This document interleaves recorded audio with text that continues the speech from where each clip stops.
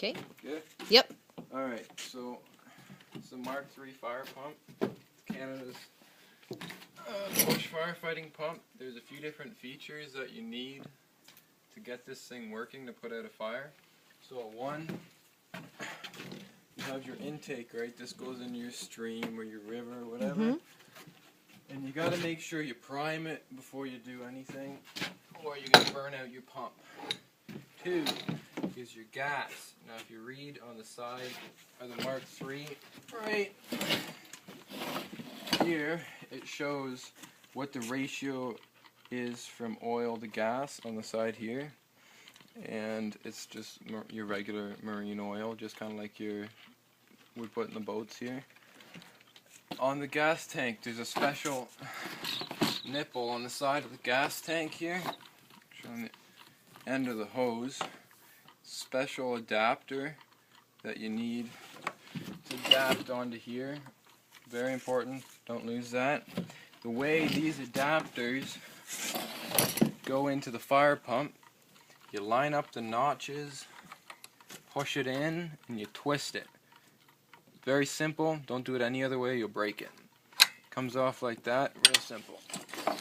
There's a prime on here, prime it a few times, should be a breeze to start. So you have your mixed up gas, always make sure it's full, so if you ever have a fire, you always have a full tank of gas, and that'll run for quite a while. Should be enough to put out your fire. Now, you got your hose here. Now, if this is not on here, you just got to thread it on, real simple. Just thread it right onto the end there. Just like that, and this is your fire nozzle. So if you don't have this, you're not going to get enough power to throw water anywhere. You're going to be throwing it like 5 feet.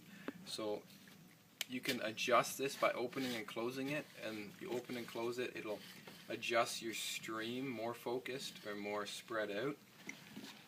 Alright, this is your outtake nozzle, where it comes out of the pump.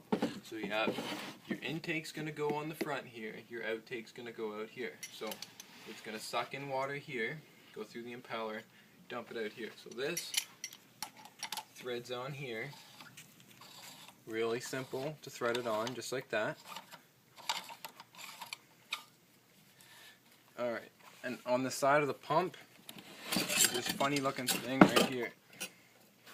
This is a wrench to tighten on these fittings because you don't want them leaking. So that will just tighten on, kind of grabs like a tooth like that. Just tighten it, not too much, just snug. You don't gotta go too much. These aluminum threads on here, so you'll strip them. Same thing with the outtake. You have your big, heavy intake hose here. And on the end of this intake hose, there's a filter. Very important you have this filter on here, because it's not only a filter, but it's a two-way siphon. So when I prime this, I push this into the water back and forth, and it'll siphon water up and into your motor. And I'll go through that in a second. So this just threads on, like so. You don't got to reef it on, but it has the same tightening features as the marks there, so you can just grab your wrench and tighten it on real simple. One key thing you need to know with putting this on is you got to make sure it's straight. You don't want to put it on sideways or up or down or anything like that. Line it up straight, and it should thread right in nicely. Sometimes you got to wiggle it a little bit to get it on there, but in the long run, it's pretty simple. Thread that on there, just like that. So that's how it's set up. Real simple. You can throw your gas line here. You plug it on the side of the Mark III, just like that. Push in, turn like before. Really simple. Now starting the Mark III. A little bit of a trick to it. So on the side of the Mark III, right here, it's just like any other engine. It has a choke, right? You just use the choke to start it. So you look at the symbols here, it says start. You flick that to start, then you have your throttle here. So you just want to bring this here, click, you bring that up to the start position. Once the engine's started, you click that one more, and it's going to say warm up. Give it a few seconds to warm up. Make sure you have water flowing through the pump at this point. You never want to run it dry or you will destroy it. So you're going to dial this up to run. Once you have water flowing through, you can dial that up to the run position, and it's going to go at full throttle, and it'll start pumping water 1,000,000 miles a second. Now, these can pump water up to 1 or 2 kilometers, so they're very impressive, and they can pretty much reach anywhere in the lodge. So if you have this set up down here at the dock, you should be able to get a line all the way up to the lodge and put a fire in the kitchen or any of these other cabins if you link a few hoses together. Now we do have 2 pumps, so it's not a big deal. If you got to set another one up somewhere else to get at the area, we got 2 of them. Alright, so I'm going to just set this up and start it for you. Go through this, so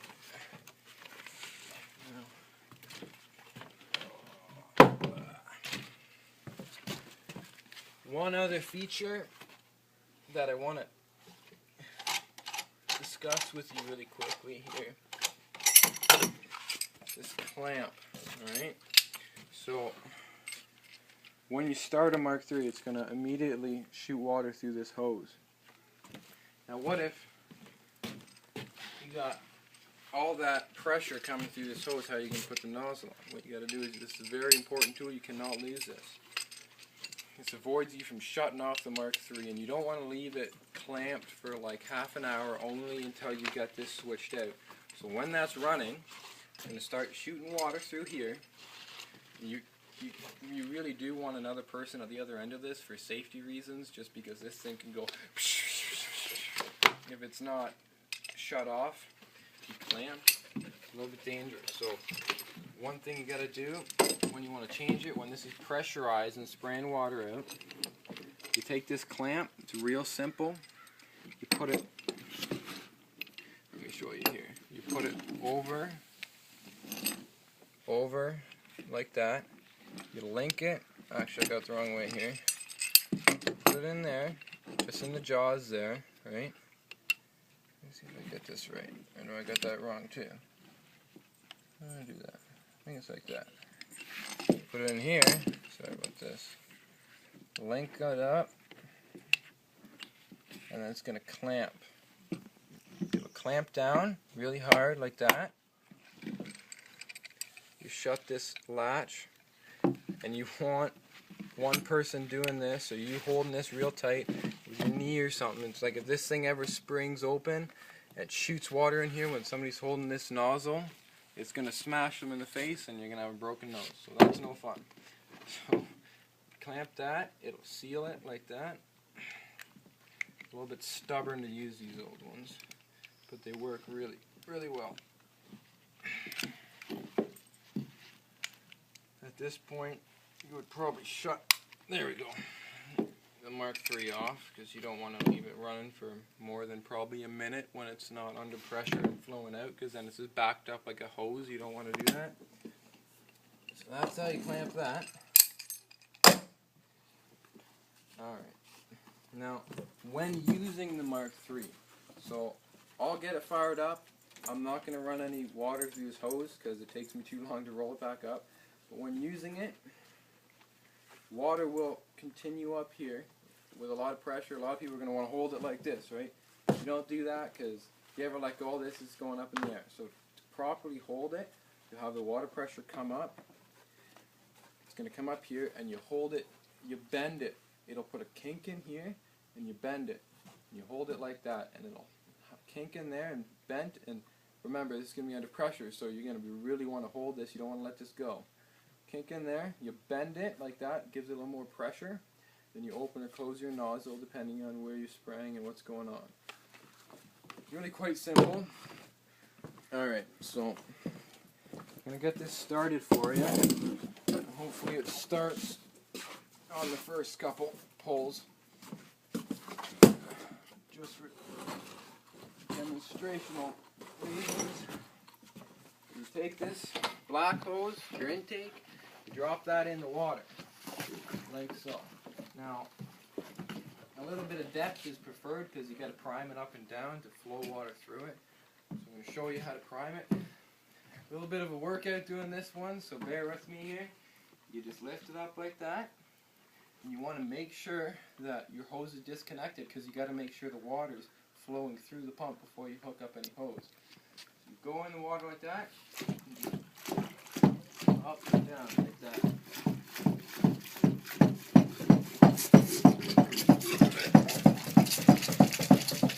You see the water coming out of the pump? At that point, now that you know what's going through, and you're going to want to do this a little bit quicker, probably if there was a fire. I'm lazy and out of shape, so I'm not going to do this very quick. So the reason it's spraying out is just because it wasn't tightened on very well. Tighten that on.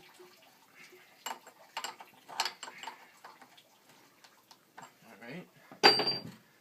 I'm not, like I said, I'm not going to hook up this hose, but I know there's water through here, and since I left it so long, I'll prime it for another couple seconds. Get the water through. Beauty. Hook up, my gas line's hooked up. I'm going to prime it a few times. There we go. Kill switch on here. Turn that kill switch up.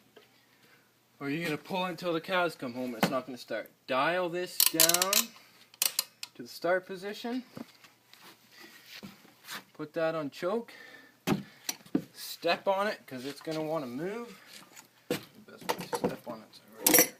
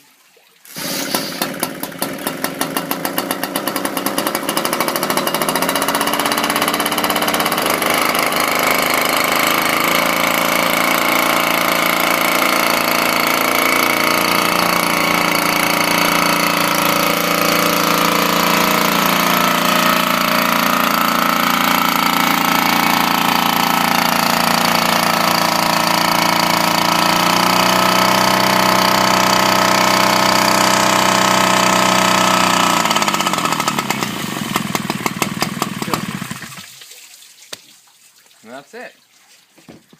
Pretty simple. But I do recommend that you do it quite a few times and show the staff how to do it.